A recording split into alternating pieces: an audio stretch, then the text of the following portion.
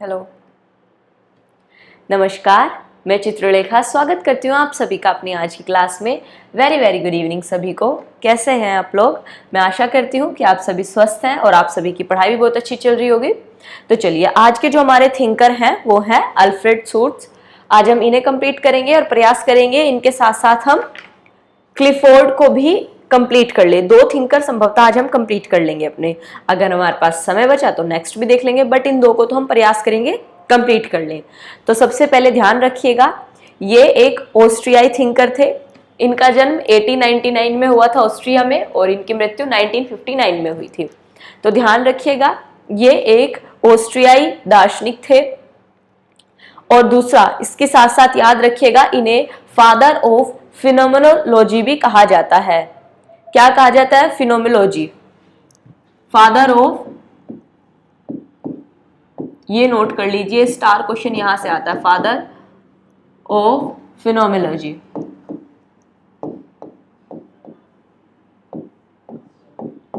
Phenomenology,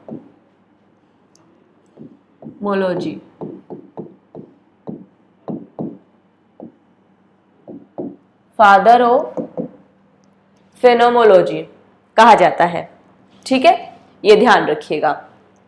next, अब इनके बारे में हम कुछ फैक्ट लिख लेते हैं कि एक्चुअल में जान लेते हैं क्या। तो ध्यान रखिएगा, अच्छा, इन्हें फादर ऑफ फिनोमेनोलॉजी तो कहा जाता है, लेकिन अगर बात की जाए कि भाई संस्थापक कौन थे फिनोमेनोलॉजी के, तो उनको याद रखिएगा एडमंड हसरल। इसके जो संस्थापक थे वो थे एडमंड हसरल। तो ध्यान रखिएगा, इनके जो मतलब संस्थापक थे वो एडमंड हसरल थे और फादर ऑफ फिनोमेनोलॉजी, यानी फिनोमेनोलॉजी की जो स्थापना की बात की जाए एडमंड हसरल ने की, लेकिन इसके बारे में अधिक खोज या इसको एलैबोरेट अगर किसी ने किया है वो किया है अल्फ्रेड ने। इतना ध्यान रखिएगा, ठीक है। चलिए, दूसरा पॉइंट इनके बारे में जान लीजिए, इन्होंने क्या क्या कहा। फिनोमेनोलॉजी को जानेंगे, एक्चुअल में फिनोमेनोलॉजी क्या है। एक इनका हम स्टॉक नॉलेज जानेंगे, स्टॉक नॉलेज क्या बताया इन्होंने, विषय पर क्या लिखा। एक इन्होंने लाइफ वर्ल्ड के बारे में क्या बताया, यानी जीवन जगत या जीवन संसार के इसके बारे में क्या बताया। और फिर लास्ट में इनकी कुछ बुक्स देखेंगे। कुछ यही कॉन्सेप्ट है इनके, बस इनके जो फैक्ट्स हैं उनमें कुछ कुछ महत्वपूर्ण चीजें हैं। जैसे व्यक्तियों की अंत विषय चेतना पर ध्यान केंद्रित करते हैं। ये जो व्यक्तियों की अंतः विषय चेतना, अंतः विषय चेतना, यानी जो कोई भी इंडिविजुअल व्यक्ति में तुम आप एक व्यक्ति होता है, उसकी जो अंतः विषय चेतना होती है, जो उसकी जो चेतना होती है ना, मन की शक्ति, एक तरीके से वो किस प्रकार कार्य करती है उस पर ज्यादा फोकस करते हैं। किस पर? अंतः विषय चेतना पर। ध्यान रखिएगा, चेतना मतलब कॉन्शियसनेस, कि भाई व्यक्ति का दिमाग किस चेतना में कार्य करता है, वो किस प्रकार डेली रूटीन की एक्टिविटी करता है। सुबह ही व्यक्ति उठता है, भगवान का नाम लेता है, फिर स्नान करने जाता है, या फिर सुबह उठते ही 2 पैग लगाता है। तो कहा है इन्होंने कि इंडिविजुअल व्यक्ति की जो कॉन्शियस माइंड है ना, जो उसकी चेतना है, उस पर फोकस किया कि इन्होंने कि कोई भी व्यक्ति डेली एक्टिविटी जो करता है उन पर किस प्रकार सोच विचार करता है।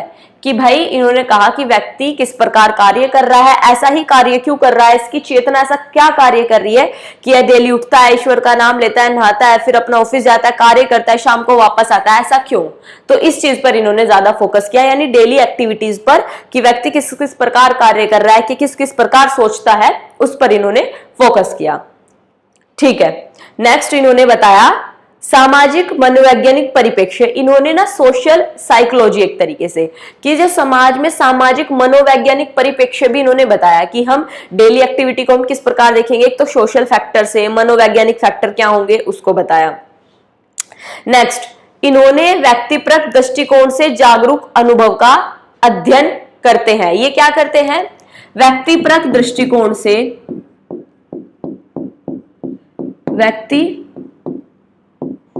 व्यक्तिपरक दृष्टिकोण, यानी भाई कोई भी व्यक्ति होगा ना, उसका कोई ना कोई दृष्टिकोण होगा। व्यक्तिपरक दृष्टिकोण से जागरूक अनुभव, से जागरूक अनुभव, उस पर इन्होंने ध्यान केंद्रित किया।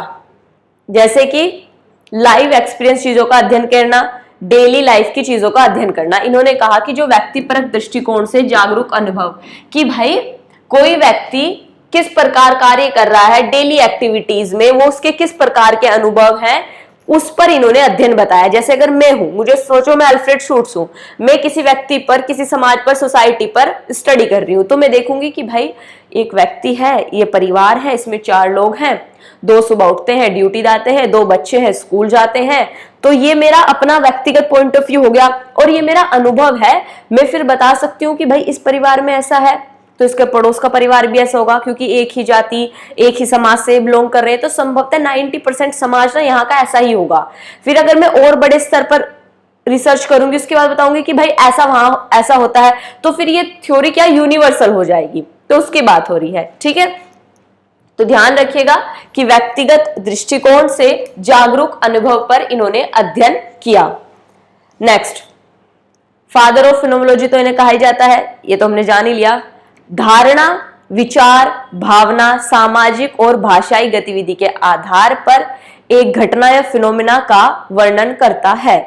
फिनोमिना का मतलब इन्होंने एक तरीके से बताया कि फिनोमिना क्या है। जैसे आप देखते हैं ना, आपने साइंस में कहीं ना कहीं पढ़ा होगा कि भाई इस सब्जेक्ट, इसका ना फिनोमिना क्या है, ये घटना जो हुई, ये घटित हुई कि एस्ट्रॉइड, कोई तारा टूट गया, इसका फिनोमिना क्या था, कि घटना कैसे हुई।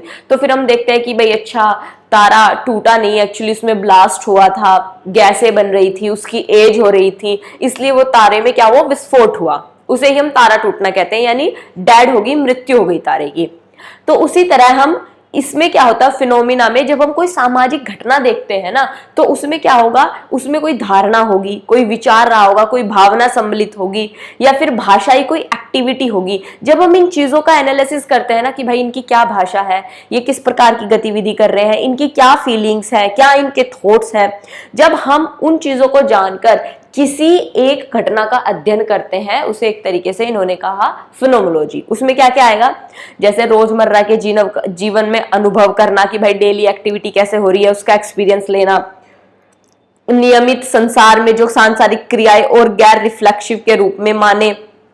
गैर रिफ्लेक्सिव का मतलब होता है सोच विचार अधिक करके प्रत्येक चीजें नहीं होती। इन्होंने कहा कि जो एक तो हम डेली देखेंगे समाज में, सोसाइटी में क्या क्या हो रहा है। दूसरा इन्होंने कहा कि जो डेली एक्टिविटी होती है, डेली की एक तो एक्टिविटी होंगी, और एक होंगी गैर रिफ्लेक्सिव। गैर रिफ्लेक्सिव का मतलब कुछ चीजें ऐसी होती हैं, जैसे हम सुबह उठते हैं, नहाते हैं, फिर मंदिर जाते हैं, ये हम सोच समझ के करते हैं कि भाई पहले नहाना है, फिर मंदिर जाना है, फिर खाना है, फिर हमें अपना बाकी का काम करना है। लेकिन कुछ घटनाएं ऐसी होती हैं जो हम बिना सोचे करते हैं, जैसे किसी ना सामने से आके एकदम चाटा मार दिया, तो हम सोचेंगे नहीं कि क्या करना चाहिए क्या नहीं। हम, हो सकता है हम अपोजिट चाटा मार दिया, हो सकता है मैं ऐसे कर दे, ये क्या हुआ हमारे साथ, ये क्या होगा, ये बिना सोची समझी घटना होगी। जैसे अगर कोई मधुमक्खी आके एकदम आंख से टकरा जाए तो हमारी आंखें एकदम बंद हो जाएंगी। ये क्या हमारा दिमाग सोचेगा कि मतलब थोड़ी देर की मधुमक्खी आ रही है, आ रही है, आ रही है, चलिए अब आंख बंद कर ली जाए। ये तो एकदम एक्टिविटी हुई जो हमने बिना सोचे समझे एकदम आंख बंद हो गई हमारी, इंस्टेंट। ठीक है, तो ये कहा गया कि दोनों प्रकार की घटनाएं होती रहती हैं, एक जो सांसारिक रूप से चलती है डेली, और एक गैर रिफ्लेक्सिव होती है, ये भी इन्होंने बताया। नेक्स्ट इन्होंने बताया कि घटना विज्ञान के त्रिपक्षीय स्तंभ की जो फिनोमिना होती है ना, उसके 3 पक्ष होते हैं। एक प्राकृतिक एटीट्यूड होता है, एक अंतः विषयता इंटर सब्जेक्टिविटी होती है, और एक एवरीडे वर्ल्ड होता है। 3 चीजें बताई इन्होंने। प्राकृतिक रवैया यानी नेचुरल एटीट्यूड, 3 चीजें इन्होंने बताई, इसको नोट करते हैं। चलिए, इन्होंने बताया कि घटना विज्ञान के त्रिपक्षीय स्तंभ है। कोई भी फिनोमिना होती है, घटना होती है,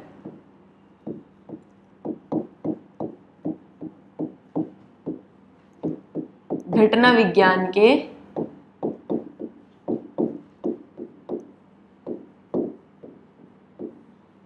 त्रिपक्षीय स्तंभ। पहला इन्होंने बताया प्राकृतिक रवैया या प्राकृतिक एटीट्यूड, नेचुरल एटीट्यूड। दूसरा इन्होंने इंटर सब्जेक्टिविटी अंतः की, दूसरा बताया अंतः विषयता, अंतः विषयता। तीसरा इन्होंने बताया जीवन, तीसरा बताया इन्होंने जीवन संसार। अब इन तीनों को जान लेते हैं कि ये क्या बताया, इसका मतलब क्या है। प्राकृतिक रवैये का मतलब होता है कि नेचुरल ही सभी एक्टिविटीज को देखना, कि भाई प्राकृतिक रूप से हम, जैसे अब मैं हूं, अब आप में समाज में किसी की लड़ाई हो जाए और मैं नेचुरली उसे देखने लूंगा आराम से जाके कि अच्छा भाई एक सामने से आ रहे थे जिम करके और एक बेचारा सामने से कोई आ रहा था उसको चाटा मार दिया क्योंकि हमारे पास तो बल है। तो ये ऑब्जर्व करना नॉर्मली एक्टिविटीज को प्राकृतिक रूप से। एक होगा कि अंतः विषयता, यानी एक तरीके से इंटर सब्जेक्टिविटी। इसमें कहा गया है अलग अलग लोगों की चेतना का किसी एक पॉइंट पर सेम होना। जैसे अगर मैं सोच रही हूं कि भाई जो ये घटना हुई, एक पहलवान ने आके कमजोर बच्चे को चाटा मार दिया, ठीक है, अब मेरा पॉइंट ऑफ व्यू है कि भाई इसमें ना इस पहलवान की गलती है कि इस पहलवान ने इस बच्चे को आके चाटा मार दिया। अब एक व्यक्ति हो रहा है, उसने कहा नहीं नहीं ऐसा नहीं है, ये बच्चा उसको गाली दे रहा था इसलिए उसने चाटा मार दिया। एक और व्यक्ति आया, उसने कहा तुम दोनों मूर्ख हो, ये दोनों शक्ति का प्रदर्शन कर रहे थे किसके पास कितना बल है। एक और व्यक्ति आया, उसने आके कहा कि नहीं नहीं, जो दूसरे नंबर आपने कहा उस बच्चे ने उसे गाली दी इसलिए क्या हुआ, उसने उसको चाटा मार दिया। तो दो लोगों की जहां सोच मिल गई, एक सेम बात पर सेम पॉइंट पर दो लोगों की सोच मिल गई, उसे हम क्या कहेंगे, अंतः विषयता। जब अलग अलग लोगों की चेतना किसी एक पॉइंट पर सेम हो कि हाँ भाई ये चीज ऐसी ही है, बट चेतना सबकी अलग अलग सोचने समझने की समझने की क्षमता, लेकिन वो किसी एक बात पर राजी हो गए कि हाँ भाई ये बात ऐसे ही है, ठीक है। अब जीवन संसार का तो मतलब वही है कि एवरीडे लाइफ में जो एक्टिविटीज होती है उनकी बात, ठीक है, इतना याद रखिएगा। अब फिनोमिना में मुख्य अवधारणा क्या है ये समझो, फिनोमोलॉजी क्या है एक्चुअल में। अब जान लेते हैं फिनोमोलॉजी, फिनोमोलॉजी,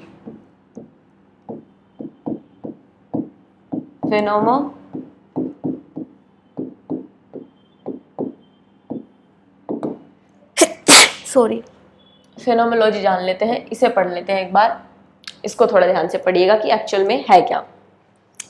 इसमें ना तीन चीजें होती है फिनोमोलॉजी में, एक टाइपिफिकेशन, एक स्टॉक नॉलेज और एक लाइफ वर्ड। इसमें तीन टर्म्स आएंगी फिनोमोलॉजी में। एक होगा टाइपिफिकेशन,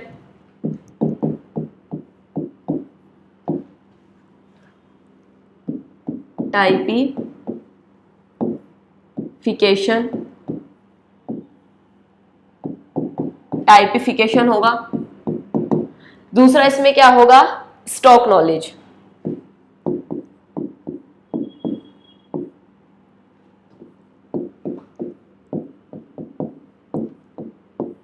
स्टॉक नॉलेज।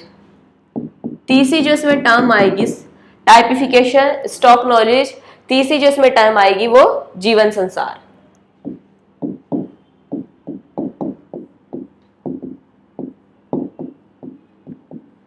जिसे लाइफ वर्ल्ड कहेंगे,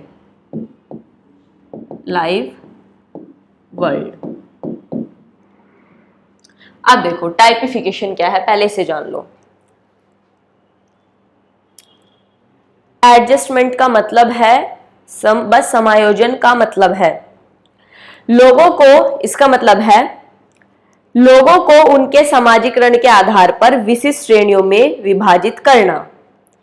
टाइपिफिकेशन का मतलब सबसे पहले क्या करेंगे, जब समाज की घटना का अध्ययन करेंगे, किसी समाज की एक्टिविटीज का, सपोज करो अगर मैं दिल्ली का अध्ययन करूं, ठीक है, अब मैं देखूंगी कि भाई जो नॉर्थ में, सबसे पहले इस पूरे दिल्ली को ना जोन में बांट दूंगी। मैं पूरे दिल्ली को एक साथ ऑब्जर्व नहीं कर सकती, एनालिसिस नहीं कर पाऊंगी। मैं क्या करूंगी कि भाई चलो south Delhi, north Delhi, east Delhi, west Delhi, छोटे छोटे भाग में से बांट दूंगी, तब जाके एनालिसिस करूंगी। किसी गांव का अध्ययन करूंगी तो मैं देख लूंगी कि भाई ये वाला मोहल्ला है, ईस्ट वाला, वेस्ट वाला, फिर ये साउथ वाला, ये नॉर्थ वाला, ऐसे पार्ट्स में डिवाइड करके मैं एनालिसिस करूंगी। क्योंकि एक साथ में थोड़ी चीजों को देख सकती हूँ, ऐसा थोड़ा ही है कि मैं एक साथ बहुत सारी चीजों को देख लूं। यहाँ पे तो वही काम हो गया कि जितना देखा जा सकता था उसको उतना देखा, जितना देखा जा सकता था उसको उतना देखा, फिर भी दो आंखों से कितना देखा जा सकता था। तो यानी दो आंखों से कितना ही देखा जा सकता है किसी समाज को। तो उसके लिए क्या हुआ, मैंने उसको छोटे छोटे ग्रुप्स में डिवाइड कर दिया। इसे ही कहते हैं टाइपिफिकेशन, की टाइप्स में, प्रकार में बांट दिया किसी समाज के अध्ययन करने के लिए। ठीक है, नेक्स्ट। अब स्टॉक नॉलेज क्या है? स्टॉक नॉलेज का मतलब है जो चीजें, अब जैसे मेरे पास कुछ चीजें हैं, जैसे मैं आपको पढ़ा रही हूं, ये मैंने चीजें कब सीखी? जब भाई मैं पढ़ रही थी। ठीक है, तो जब हम चीजों को समाजीकरण के दौरान सीखते हैं उसे स्टॉक नॉलेज कहते हैं। जैसे बच्चा है, अब बच्चे को बचपन से सिखाया जाता है कि भाई चोरी नहीं करनी, आपको झूठ नहीं बोलना। ये क्या है? एक तरीके से ये हम बच्चों के अंदर ज्ञान को स्टॉक करते हैं बार बार बोल के कि आपको चोरी नहीं करनी, आपको झूठ नहीं बोलना, आपको ये काम ऐसे करना है। तो बच्चों के अंदर ना वो नॉलेज क्या हो जाती है? स्टोर हो जाती है। उसे ही कहते हैं स्टॉक नॉलेज। ठीक है, दूसरा, ये चीजें स्टॉक नॉलेज कब आती हैं? जब बच्चे का समाजीकरण, सोशलाइजेशन होता है, जब बच्चे को चीजें सिखाई जाती हैं। दूसरा, इसमें समाज के मानदंड, नियम, सामाजिक नुस्खे शामिल होते हैं। यानी स्टॉक नॉलेज में भाई समाज के नियम होंगे, कुछ मानदंड होंगे समाज के मानदंड कि भाई समाज में चोरी जो करेगा उसको सजा मिलेगी। समाज के नियम क्या होंगे कि भाई इस वाले समाज में ये नियम है कि भाई इसमें इंटरकास्ट शादी को अलाउ नहीं किया जाता। तो इसमें कहा गया है जब समाजीकरण होता है बच्चे का, तो उसमें ना जो समाज के कुछ रूल्स रेगुलेशन है वो सम्मिलित होते हैं। किसमें? स्टॉक नॉलेज में। इसकी बात हो रही है स्टॉक नॉलेज। ये तो हमने समझ लिया कि भाई किसी गांव को, किसी क्षेत्र को जिस पर अध्ययन करेंगे उसकी एक्टिविटी को जानने के लिए हम भागों में बांट देंगे।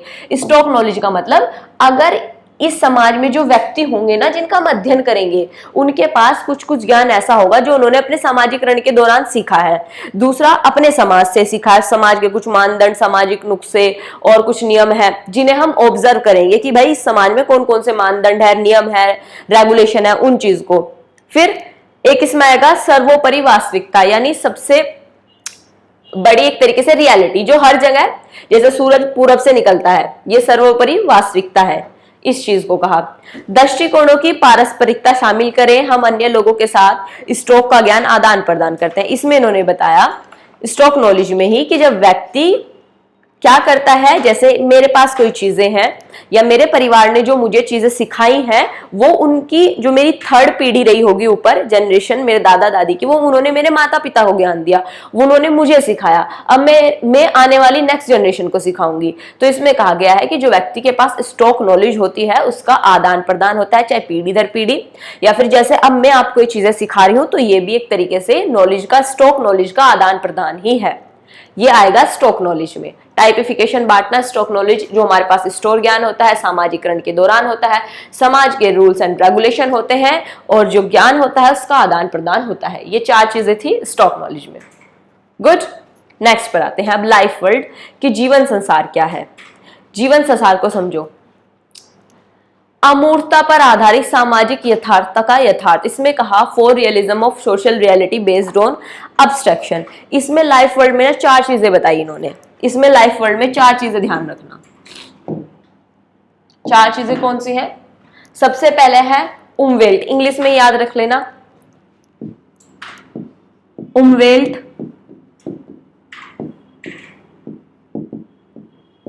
दूसरा मिटवेल्ट,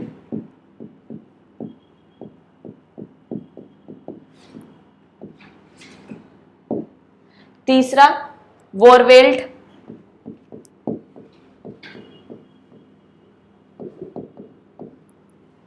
नेक्स्ट फोर्थ याद रखना फोल्गेवेल्ट।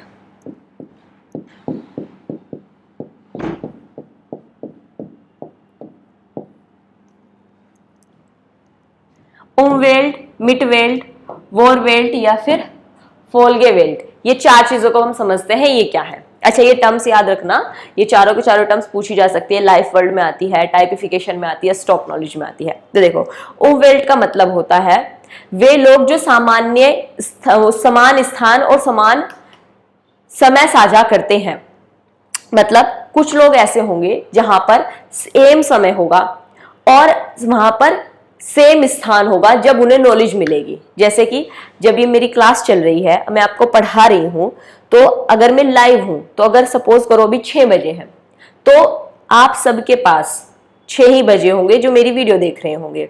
ठीक है, मतलब एक क्लासरूम कहिए, अगर हम ऑफलाइन हो, ऑनलाइन तो फिर भी चेंज हो सकता है अगर कोई विदेश में बैठा देख रहा हो। अगर हम इंडिया की ही बात करें तो कहाँ कहाँ होगा, अगर दिल्ली के क्षेत्र में ही अगर होगा, क्योंकि कहीं टाइम वैसे भी बदल सकता है। अगर बात की जाए कि भाई नॉर्थ ईस्ट में हमारा टाइम बदल जाएगा, 1-2 घंटे का डिस्टेंस आ जाएगा, उसकी बात हो रही है। अगर हम ऑफलाइन की अगर चलो बात कर ले, अगर एक क्लासरूम, तो क्या होगा, एक सेम तो समय होगा और सेम स्थान जितने भी स्टूडेंट साझा करेंगे उसे हम कहेंगे उमवेल्ट। यानी इसमें क्या होगा, वे लोग जो समान स्थान और समान समय साझा करते हों, समान स्थान और समान समय साझा करते हों, उमवेल्ट। इसका एग्जाम्पल क्या होगा, कॉलेज हुआ, स्कूल हुआ, ये उमवेल्ट के उदाहरण है जहां पर चीजें हम ज्ञान सीखते हैं। दूसरा मिडवेल्ट, वे लोग जो एक ही समय साझा करते हैं बट एक स्थान साझा नहीं करते। ठीक है, जैसे हम कह सकते हैं कि भाई क्या साझा कर रहे हैं, समय तो सेम साझा कर रहे हैं बट स्थान नहीं। जैसे अगर हम कहें कि भाई हम सेम एज ग्रुप मेंबर हैं, हम यहां पढ़ रहे हैं, तो हम क्या कर रहे हैं, हम यहां पर पढ़ रहे हैं, मतलब हम सपोज करो हम मास्टर्स हमारी कंप्लीट हो चुकी है, हम सबकी मास्टर्स कंप्लीट हो चुकी, अब हम पीएचडी में एडमिशन है हमारा, हम पीएचडी कर रहे हैं। तो कुछ स्टूडेंट ऐसे होंगे जो अमेरिका, ब्रिटेन, वहां पर भी पीएचडी कर रहे हैं। हो सकता है उनमें से बहुत सारे छात्र ऐसे हों जो हमारी एज के हों, हमारी समान उम्र के हों। तो हम स्थान क्या है भाई, उनके पास यूएस है, उनके पास ब्रिटेन है, हमारे पास इंडिया, किसी के पास चाइना है, किसी के पास पाकिस्तान, ओहो वो तो करेंगे ही नहीं, उन्हें छोड़ देते हैं। श्रीलंका आ जाओ, बांग्लादेश आ जाओ। यहां पर क्या हो रहा है, यहां पर हम लोग सेम उम्र के हैं, वो वहां पर है, हम यहां पर हैं। हम क्या कर रहे हैं, हम स्थान बदल रहे हैं लेकिन हमारा समय सेम है। समय यहां पर एक तरीके से हम उम्र कह रहे हैं कि भाई हमारी उम्र एक तरीके से, हमारा समय सेम है लेकिन स्थान अलग अलग है, उसे कहेंगे हम मिडवेल्ट। मिडवेल्ट है जिसमें समान समय साझा करेंगे, स्थान नहीं, समान समय। अब देखते हैं वॉरवेल्ट क्या है। वॉरवेल्ट का मतलब अतीत के लोग, जो पास्ट के लोग, जो लोग थे जो अब नहीं रहे। जैसे मैं अपने दादा की बात करूं, अपने परदादा की बात करूं, वे क्या है, वो है वॉरवेल्ट, अतीत के लोग। ठीक है, और फोल्गेवेल्ट जो आने वाली नेक्स्ट जनरेशन है, यानी भविष्य के लोग, उसे कहेंगे क्या, फॉरगेवेल्ट। तो जीवन संसार में 4 चीजें होंगी भाई, एक तो वो जो समान स्थान समान समय, एक वो जो समान समय अलग स्थान, एक वो जो पास्ट में रह चुके, एक जो फ्यूचर में आएंगे। यही क्या है, इन्होंने बताया, इनके हिसाब से लाइफ वर्ल्ड है। ठीक है, अब चलो नेक्स्ट इन्होंने बताया, जीवन जगत में लोगों के बीच वी और दे का रिश्ता होता है, हम और वे का रिश्ता होता है जीवन जगत में। हम का मतलब होता है आमने सामने के रिश्ते, और वे का मतलब होता है दूर दरस या फिर अवैयक्तिक संबंध। जैसे इन्होंने बताया कि भाई लोगों में ना हम का और वे का रिश्ता होता है। हम तो वे जो भाई परिवार, घर परिवार, आसपास के जो लोग हो, वे का मतलब होता है भाई दूर के रिश्तेदार। बस ये 2 चीज बताई जीवन जगत में। एक तो होगा हम, जैसे हम कहते हैं भाई हमारा परिवार, हम लोग ऐसा करते हैं, जहां पर हम आता है यानी अपने करीबी रिश्तेदारों की, अपने परिवार की बात हो रही है। लेकिन जब हम कहते हैं भाई वे लोग तो ऐसे ही हैं, वो नहीं सुनते किसी की, ना भाई बेकार ही है वे तो, ये क्या है, वे का मतलब दूर के रिश्तेदार। ये चीजें इन्होंने बताई। नेक्स्ट एक नोट करके लिखिएगा इसमें कि शूट्स ने मैक्स वेबर की अंतःक्रिया यानी सामाजिक क्रिया की आलोचना की, यूरोपीय घटना विज्ञान और अमेरिकी अंतःक्रियावाद का एक मिश्रित विचार प्रस्तुत किया। इन्होंने कहा भाई जो सामाजिक अंतःक्रिया बताई थी, किसने, मैक्स वेबर ने बताया था कि जब 2 लोग एक्टिविटी करते हैं और अंतःक्रिया करते हैं, उसको एनालिसिस करते हैं कि भाई इसने उसको चाटा क्यों मारा, ये सोशल इंटरेक्शन है। सूट्स कहते हैं कि नहीं भाई तू गलत कर रहा है, उसकी आलोचना की। इन्होंने कहा कि इन्होंने ना यूरोपीय घटना आलोचना की, यूरोपीय घटना विज्ञान और अमेरिकी अंतःक्रियावाद का एक मिश्रित विचार प्रस्तुत किया। इन्होंने इंपेरिसिज्म और इंटरप्रिटेशन करके इन्होंने फिनोमेनोलॉजी बताया। इन्होंने सिंपल क्रिया पर ध्यान नहीं दिया, इन्होंने 3 चीजें और भी बताई कि भाई सिर्फ एक घटना को देखने का पॉइंट ऑफ व्यू कुछ नहीं होगा, चेतना को भी समझो, ये चीजें इन्होंने बताई जो हमने भी पढ़ी। फिनोमेनोलॉजी, इन्होंने इंटरैक्शन की थ्योरी छोड़कर के सिर्फ बातों पर मत जाओ, उसे छोड़कर इन्होंने फिनोमेनोलॉजी बताई। फिनोमेनोलॉजी में तीन चीजें बताई, लाइफ वर्ल्ड बताया, टाइपिफिकेशन बताया, उसके बाद इन्होंने एक जो हमने भी पढ़ा टाइपिफिकेशन के साथ साथ स्टॉक नॉलेज बताया, तीन चीजें बताई फिनोमेनोलॉजी में। तो इन्होंने जो सामाजिक क्रिया थी उसको आलोचना करके वेबर की इन्होंने फिनोमेनोलॉजी का कॉन्सेप्ट दिया, ये लिखना था, ठीक है। अच्छा, फिनोमेनोलॉजी पर याद रखना हसरल, जो हमने पढ़ा एडमंड हसरल की दो बुक है, तार्किक सोच तार्किक जांच है, दूसरी है विचार शुद्ध घटना विज्ञान का सामान्य परिचय। ये दो बुक लिख लो फिनोमेनोलॉजी पर। बस इनका कॉन्सेप्ट इतना ही था, हमारे जो शूट्स हैं वो खत्म हो गए। अब एडमंड हसरल की ना फिनोमेनोलॉजी पर दो बुक है, हसरल की दो बुक लिख लो। ये बुक क्या पता पूछ ली जाए कि अभी हम यही सोच में रह जाए कि यार फिनोमेनोलॉजी फादर ऑफ फिनोमेनोलॉजी तो शूट्स को कहा गया है, हसरल तो भाई बाप था, ठीक है, मतलब जिसने स्थापना की। तो इनकी दो बुक है, तार्किक जांच,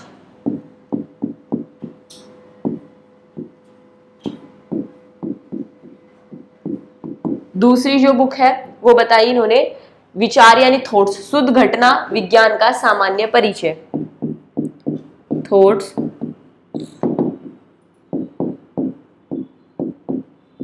शुद्ध घटना विज्ञान का सामान्य परिचय।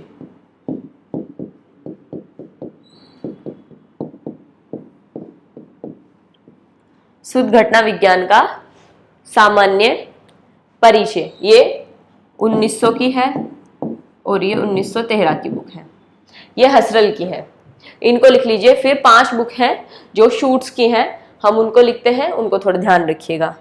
शूट्स की 5 बुक महत्वपूर्ण हो जाती हैं। सबसे पहले उनकी बुक है the phenomenology of social world, पहली बुक है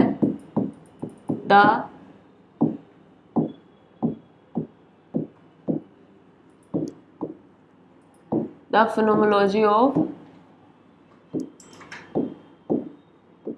सोशल वर्ल्ड,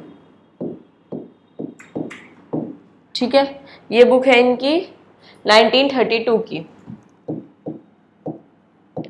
एक है 1937 की, 1973 की बुक है the structures of life world,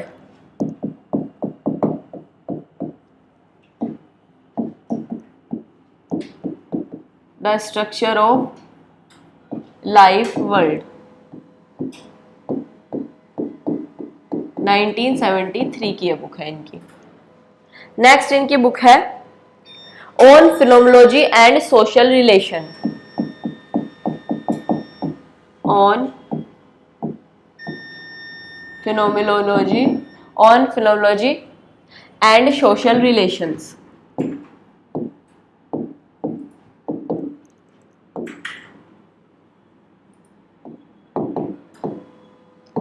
on phenomenology and social relations, इनका ये है 1970 की।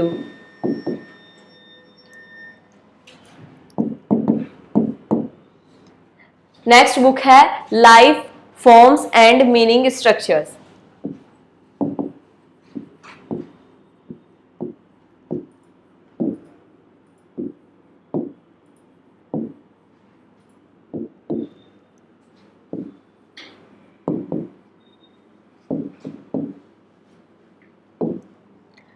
Life forms and meaning structure, ये है 1982 की बुक। और एक इनकी और बुक है महत्वपूर्ण, the stranger an essay in social psychology, the stranger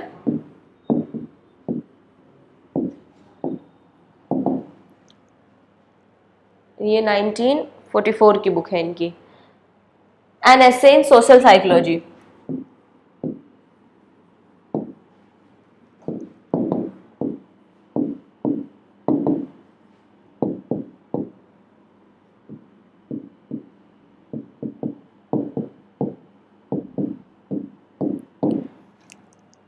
अब इसका स्क्रीनशॉट ले लीजिए, ये आएगा CH आएगा, आई नहीं, साइकोलॉजी।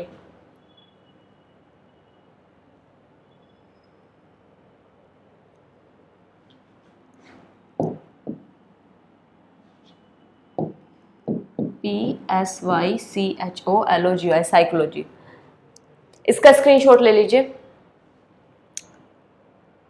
चलिए नेक्स्ट अब हम चलते हैं क्लिफोर्ड गिजर्ट पर। क्लिफोर्ड गिजर्ट वैसे ज्यादा बड़े हैं नहीं, तो अब हम एक बार क्लिफोर्ड गिजर्ट को भी पढ़ लेते हैं।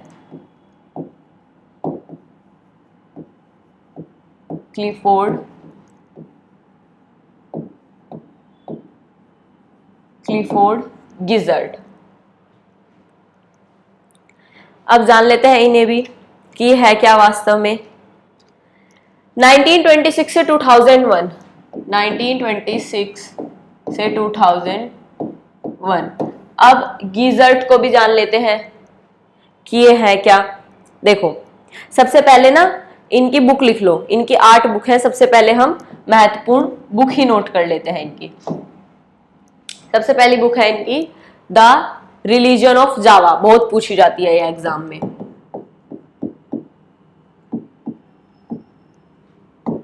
The religion of Java, Sumatra ये देखे होंगे ना आपने, इंडोनेशिया, तो यहाँ के जावा द्वीप पर भी इन्होंने रिसर्च की थी।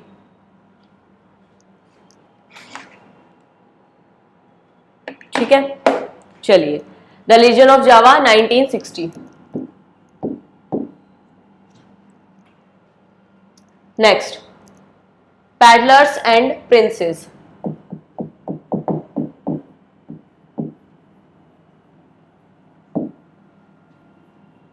Peddlers and princess. Peddlers and princess की बुक है 1963 की।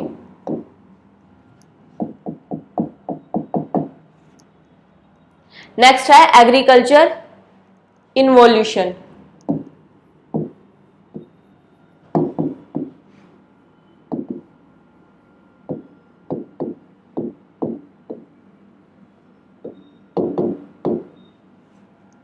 Agriculture involution 1963।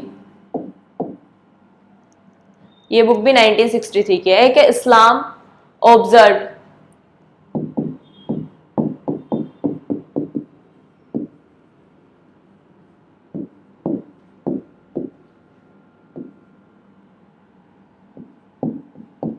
Islam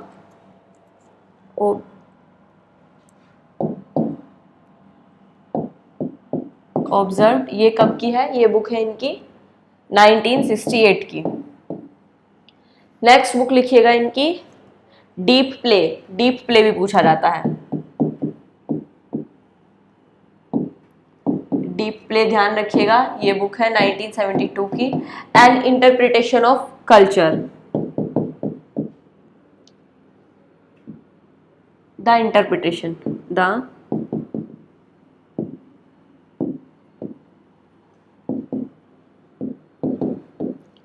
interpretation of culture, ये है इनकी बुक 1973 की। नेक्स्ट 7th बुक है इनकी नेग्रा।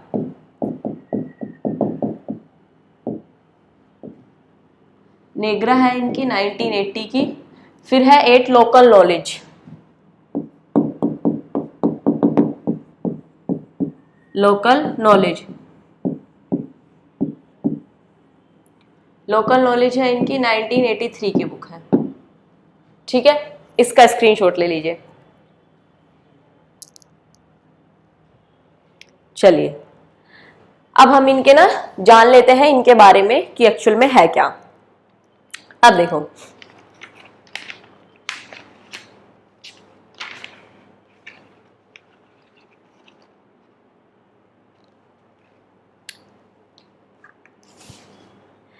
ये एक अमेरिकी वैज्ञानिक थे। पहली बात तो ध्यान रखना, इनका जन्म अमेरिका में हुआ था, अमेरिकी वैज्ञानिक थे।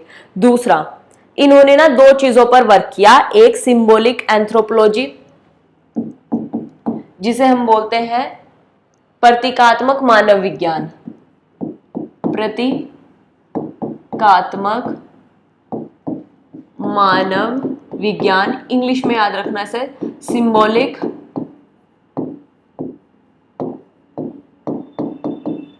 Symbolic anthropology.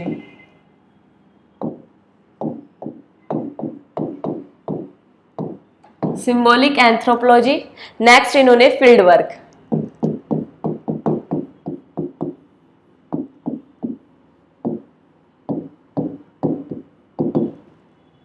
प्रतीकात्मक मानव विज्ञान, सिंबॉलिक एंथ्रोपोलॉजी और एक है नेक्स्ट है फील्ड वर्क। ओके,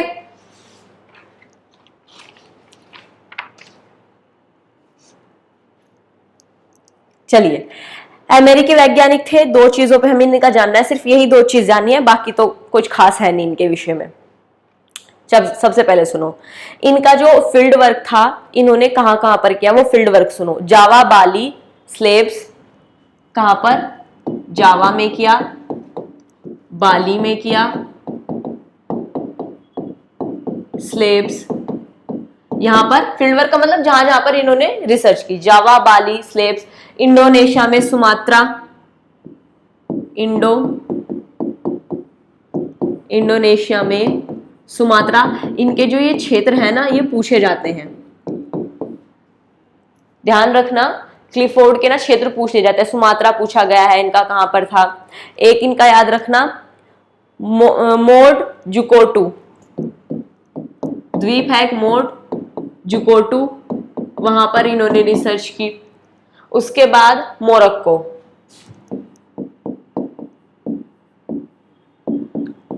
मोरक्को पर इन्होंने रिसर्च की। ये इनके ना क्षेत्र थे। अब समझो इन्होंने प्रतीकात्मक मानव विज्ञान के लिए ये जाने जाते हैं। सिंबॉलिक एंथ्रोपोलॉजी इन्होंने क्या बताया? इनका मतलब ये था कि भाई ऐसा ना हो कि सिर्फ हम घटनाओं का अध्ययन कर रहे हैं, मानव की चेतनाओं का अध्ययन कर रहे हैं, हम चीजों को ऑब्जर्व कर रहे हैं। कुछ सिंबल्स भी होते हैं, कुछ धार्मिक सिंबल्स भी होते हैं, सांस्कृतिक सिंबल्स भी होते हैं, कोई प्रतीक होते हैं, हमें उनको भी समझना चाहिए। जैसे ये ओम का है, ये एक धार्मिक सिंबल है, तो इनका कहने का मतलब ये है कि भाई इसको भी समझो, ये क्या है? ये स्वास्तिक है, इसका क्या मतलब है? तो ये इन्होंने कहा कि हमें इन सिंबल्स को भी समझना चाहिए कि इनके पीछे का क्या लॉजिक था और ये इस समाज की संस्कृति से किस प्रकार जुड़े हैं, इन पर अध्ययन किया था।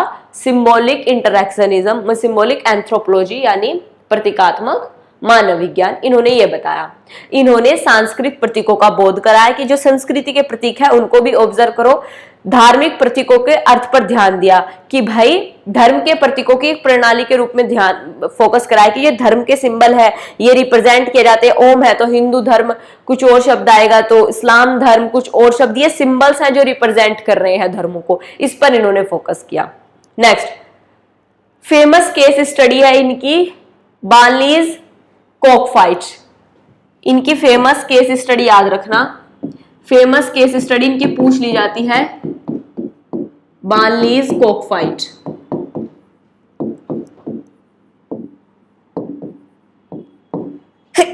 सॉरी, कॉकफाइट में क्या है कैसे ये नहीं पूछा जाता, बस पूछ लिया जाता है कि बार्नलीज कॉकफाइट किसकी केस स्टडी थी या फिर क्लिफर्ड की कौन सी केस स्टडी सबसे सुप्रसिद्ध है, तो बार्नलीज कॉकफाइट याद रखना।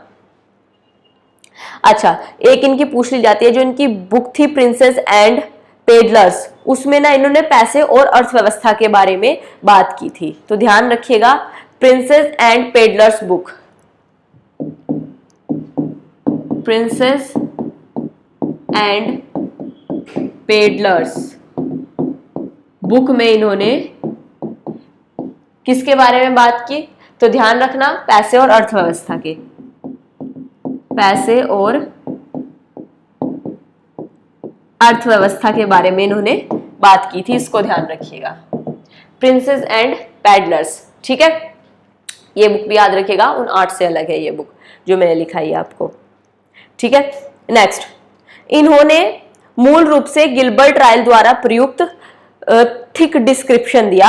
शोधकर्ता द्वारा दिखाई गई स्थिति का विस्तृत वर्णन प्रदान करने के लिए नरवंश विज्ञान विधि से समाज का अध्ययन करना। इन्होंने थिक डिस्क्रिप्शन अपनाया। थिक डिस्क्रिप्शन का मतलब ये था कि नरवंश विज्ञान की संस्कृति के आधार पर, नरवंश विज्ञान का मतलब किसी की संस्कृति का अध्ययन कर उस समाज को इंटरप्रेट करना, उस समाज की व्याख्या करना, संस्कृति। और संस्कृति का अध्ययन कैसे किया? उनके सिंबल्स को जानकर इन्होंने, ठीक है। अच्छा, इनके घटक कौन कौन से बताए कि भाई अगर आप किसी चीज को ऑब्जर्व कर रहे हो, कि समाज का अध्ययन कर रहे हो, तो क्या करो, सबसे पहले अवलोकन करो, ऑब्जर्वेशन करो समाज का, फिर डिस्क्रिप्शन दो कि भाई हमने ये चीज देखी, फिर व्याख्या करो कि ये चीज देखी, ऑब्जर्व किया, फिर डिस्क्रिप्शन दिया, हमने ये चीज लिखी, उसके बाद हम उसकी व्याख्या कर रहे हैं कि ये चीज ऐसी इसलिए हो रही है, फिर हम बाद में लास्ट में आकर फिर से एनालिसिस कर रहे हैं, अच्छा हमने ये चीज देखी, फिर हमने ये चीज लिखी, फिर हमने इस चीज की व्याख्या की, अब हम एनालिसिस कर रहे हैं कि ये चीज इससे जुड़ी है, ये चीज इससे, ये चीज इससे, तब जाकर एक घटना बन रही है।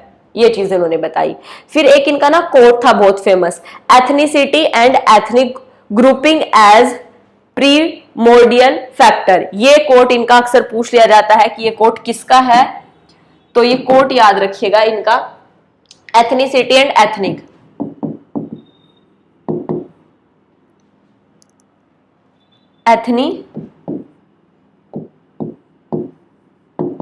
Ethnicity and ethnic, ethnicity and ethnic grouping as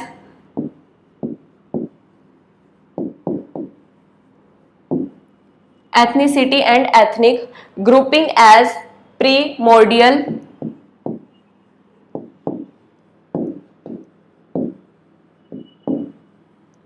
ethnicity and ethnic grouping as primordial factor।